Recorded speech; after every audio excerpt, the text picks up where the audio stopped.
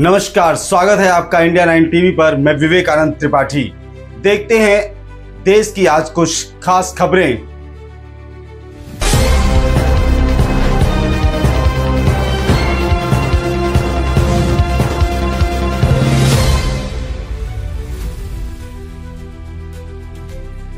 रिविलगंज थाने के अंतर्गत हत्याकांड मामले में अभी तक कोई भी कार्यवाही नहीं हुई है। मृतक धीरे धीरे स्थिति उसकी बिगड़ती जा रही है और सही इलाज न मिल पाने की वजह से पूरा परिवार घबराहट में है। आज हॉस्पिटल से डिस्चार्ज होने के बाद सीधा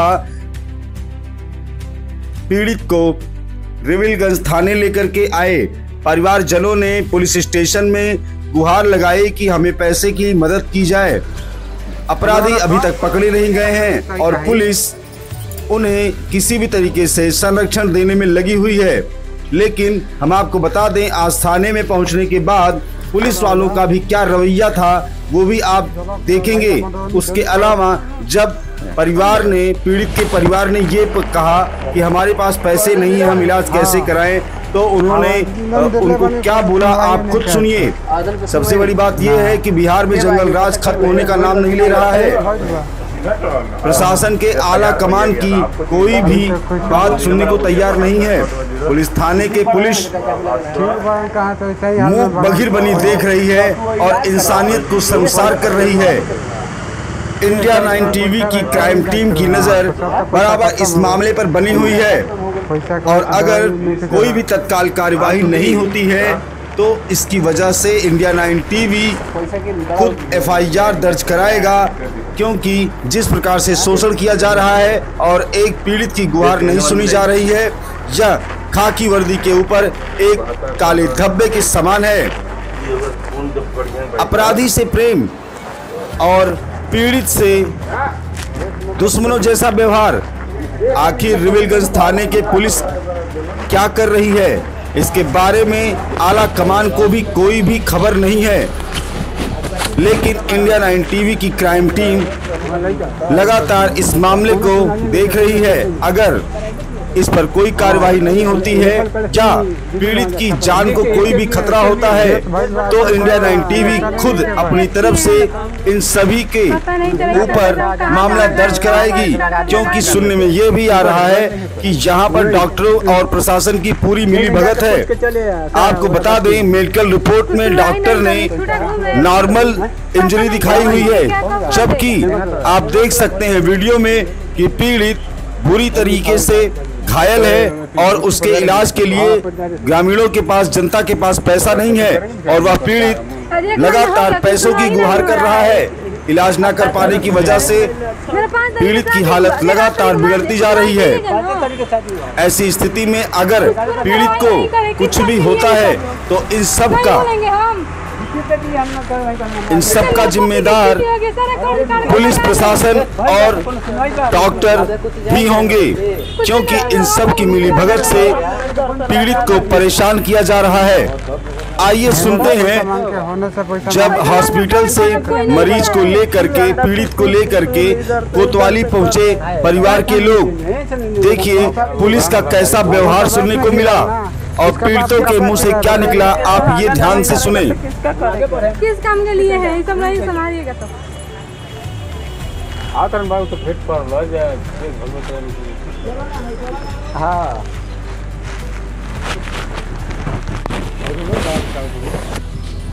संपर्क कर कहा कि हेजा बातें हम बताओ को जा जात ना रे होने पीछे अभी पर ठीक ना। अरे क्यों हबड़ा गेल ना, ताड़ा कहला से पुलिस पूरे चलता है। ताड़ा हबड़ैला से इलाज करो भाई, इलाज करा देली तो ले जा घर आराम से करत सेवा के हो गइल केस हो गइल। तब ये लोग बचाई बा के मतलब कि एकदम जल्दी कर अगला आदमी रही तब ना ताड़ा के धलिया जाओ, जैसे केकरा के धलिया, हवा के धलिया जा, घर में ताला मारा जा और जा केस लेके आओ। बहुत ताला मारल देखो तो केकरा के धलिया मेरा दो मार करे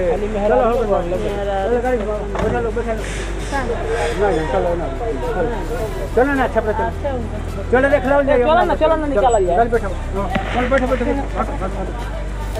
हमरा के काय बड़ा बाबू नहीं है।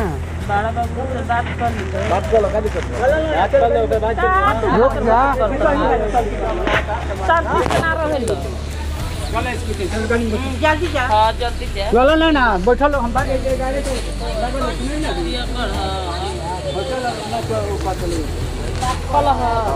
के कला था ना हो जाए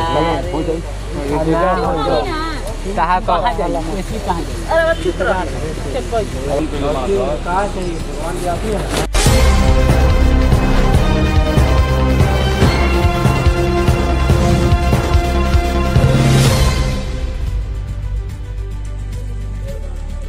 जोरहाट आसाम में क्या हो रहा है? 2 दिनों से 2 युवकों की लाश मिली है। मनाई माजी गांव में भोगदई नदी में आज एक युवक का शव फिर से मिला है। शनिवार रात में दीपांकर लापता था। घटना को हत्या बताया जा रहा है। दीपांकर को शनिवार रात को एक फोन आया और कॉल के बाद उसका मोबाइल बंद हो गया। पीड़ित के परिवार ने रविवार को जोरहाट पुलिस स्टेशन में शिकायत दर्ज कराई। आज भोगदई नदी में शव मिला। पीड़ित का शव घटनास्थल से बरामद कर पोस्टमार्टम के लिए भेज दिया गया है। शनिवार को भोगदई नदी में डूबे जीतदास का शव आज बरामद कर लिया गया। जीतदास का शव जोरहाट के शालमरा में भोगदई नदी में मिला है। वह शराब के नशे में भोगदई नदी में नहाने गया था और भोगदई नदी की तेज धारा में डूब गया। आज सुबह नदी में डूबे एक व्यक्ति का शव एनडीआरएफ बलों ने शालमारा इलाके से बरामद किया। आज सुबह आखिर इन हत्याओं के पीछे क्या है राज? अभी पुलिस इसकी तहकीकात करने में लगी हुई है। पीड़ित परिवार का रो रो कर बुरा हाल है। आखिर इन घटनाओं को कब रोका जाएगा और कैसे रोका? इस तरह असम में बढ़ती आपराधिक प्रवृत्तियां चिंता का विषय हैं।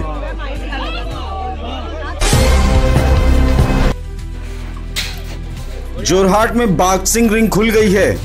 जोरहाट में बॉक्सिंग के क्षेत्र में एक नया नाम जुड़ गया है।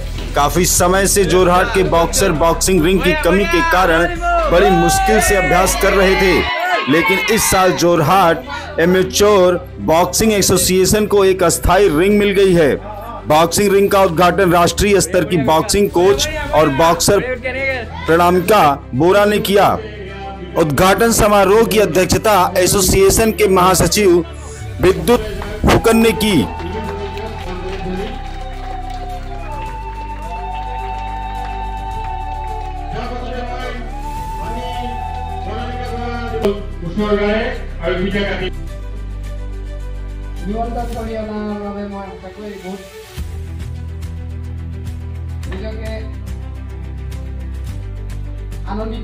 আনন্দিত হৈছো আৰু মই আজি এই দিনটো উপস্থিত থাকি মই সঁচাকৈ নিজকে ধন্যবাদ জ্ঞাপন কৰিছোঁ। আৰু ইমান দিন মই এই আমি নেশ্যনেল ইণ্টাৰনেশ্যনেল পদক বুটলিবলৈ সক্ষম হৈছিলোঁ। আমি গ্ৰাউণ্ড লেভেলত গ্ৰাছত প্ৰেক্টিছ কৰি আজি এই যোৰহাট ডিষ্ট্ৰিক্টত বক্সিং ৰিংটো হৈছে। সঁচাকৈ মই আজি আমাৰ যোৰহাট ডিষ্ট্ৰিক্ট বক্সিং এছ'চিয়েশ্যনৰ মুন্নাদা বিদ্যুৎ ফুকন দাক মই ধন্যবাদ জ্ঞাপন কৰিছোঁ। ইমান দিন হ'ব কৰিম কৈ থকা বস্তু এটা আজি হ'বলৈ গৈ আছে, অলৰেডি হৈছে। সঁচাকৈ আমি যোৰহাটবাসী গৌৰৱান্বিত। दीखो नदी में लापता हुए किशोर का सड़ा हुआ शव आज सुबह शिवसागर के गोपालपुर के दीखो नदी में मिला है। आखिर दीखो नदी में लगातार लाशें मिल रही हैं और हत्या की आशंका भी जताई जा रही है। ऐसे में प्रशासन के ऊपर उंगली उठ रही है कि वह आखिर कैसे इनकी तफ्तीश कर रहा है और किसी भी अपराधी का कोई भी सुराग, कोई भी जिक्र नहीं मिल रहा है। यह एक चिंता का विषय है। पूरे समाज में इसका काफी खौफ है। युवाओं की हत्या एक सोची समझी साजिश लग रही है। देखते हैं आने वाले समय में प्रशासन की क्या प्रतिक्रिया होती है इन हत्याओं पर।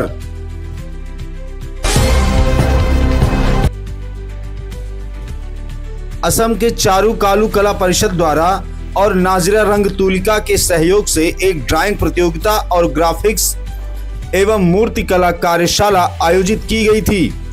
कार्यक्रम का पहला दिन एक ड्राइंग प्रतियोगिता के साथ शुरू हुआ, जिसके बाद 8, 9, 10 जुलाई को Nazira higher secondary girls school में 3 दिनों का ग्राफिक्स और मूर्तिकला कार्यशाला आयोजित की जाएगी। बच्चों में काफी उत्साह देखने को मिला है।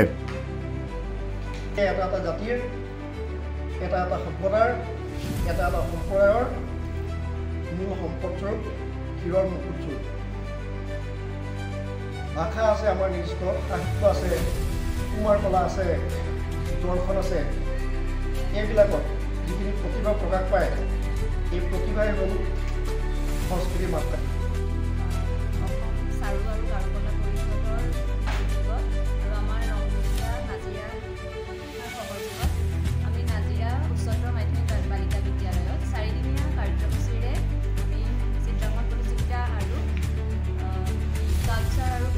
কৰ্মশালা আয়োজন কৰিছোঁ। আজি আমাৰ প্ৰথম দিনত আমি চিত্ৰাংকন প্ৰতিযোগিতাৰে ইয়াত আৰম্ভ কৰিছোঁ। কাইলৈৰ পৰা আমাৰ 3 দিনীয়া কাৰ্যসূচীৰে স্কাল্পচাৰ আৰু গ্ৰাফিক্সৰ কৰ্মশালা হ'ব। ইয়াত যদি কোনোবা ইচ্ছুক ছাত্ৰ ছাত্ৰী থাকে, ইয়াত আমাৰ ইয়াত যোগাযোগ কৰিব পাৰিব আৰু তেওঁলোকে আহি বহি পাৰিব, যাতে আমাৰ নৱপ্ৰজন্ম বা ছাত্ৰ ছাত্ৰীসকলক আমি শিল্পকলাৰ প্ৰতি তেওঁলোকক আগ্ৰহান্বিত কৰি তেওঁলোকক মানে ভৱিষ্যত প্ৰজন্মক আমাৰ পুনৰ আমাৰ আগৰ শিল্পকলাখিনি কেনেকুৱা কি বা আমাৰ টেৰাকোটা কেনেকুৱা কি, সেই গোটেইখিনিৰে আমাৰ ইয়াত হোৱা হ'ব।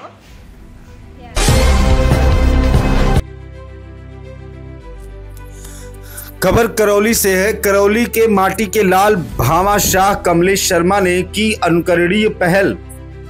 सामाजिक सरोकार व सामाजिक समरसता के लिए करौली निवासी उद्योगपति कमलेश शर्मा ने कुछ समय पहले राज्य सरकार को विभिन्न स्थानों पर नलकूप लगाने हेतु 1 करोड़ रुपए का सहयोग व जाटो समाज के सामूहिक विवाह सम्मेलन में आर्थिक सहयोग देकर अनुकरणीय पहल की है तथा जिले की जरूरतमंद महिलाओं को 1000 रुपए प्रति माह पेंशन देकर आर्थिक सहयोग प्रदान कर रहे हैं। बेसहारा व जरूरतमंद की सहायता के लिए शर्मा हमेशा तत्पर रहते हैं।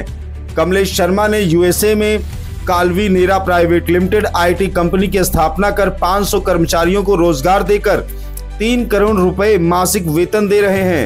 कमलेश शर्मा करौली नहीं राजस्थान के गौरव हैं, जिन्होंने अपने माता पिता के साथ करौली को गौरवान्वित किया है। कमलेश शर्मा ने अपनी उपलब्धि का श्रेय गरीबों की दुआएं एवं राधा मदन मोहन राज राजेश्वरी केला माँ का आशीर्वाद बताया है। करौली एमडी सर नमस्कार। सर आप बहुत बड़ी कंपनी के मालिक हैं और आपने करौली का नाम रोशन किया है। आप इस सफलता की कहानी में क्या कहना चाहेंगे?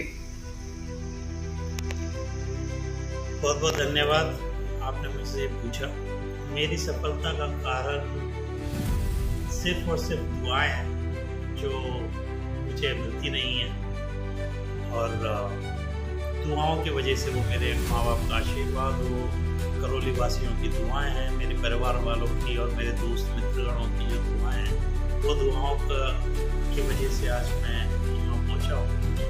लोग मानते हैं या नहीं मानते हैं, लेकिन मैं आपको बता दूँ कि दुआओं में बहुत असर होता है, और वही दुआएं और कमाने के लिए हम लोग यहाँ पे एक सोशल वर्क कर रहे हैं, और हम लोग कोशिश कर रहे हैं कि हमको दुआएं मिलती रहें, और उसके लिए हम गरीबों की, गरीब नहीं बोलेंगे, ज़रूरतमंद लोगों की मदद करने की कोशिश कर रहे हैं।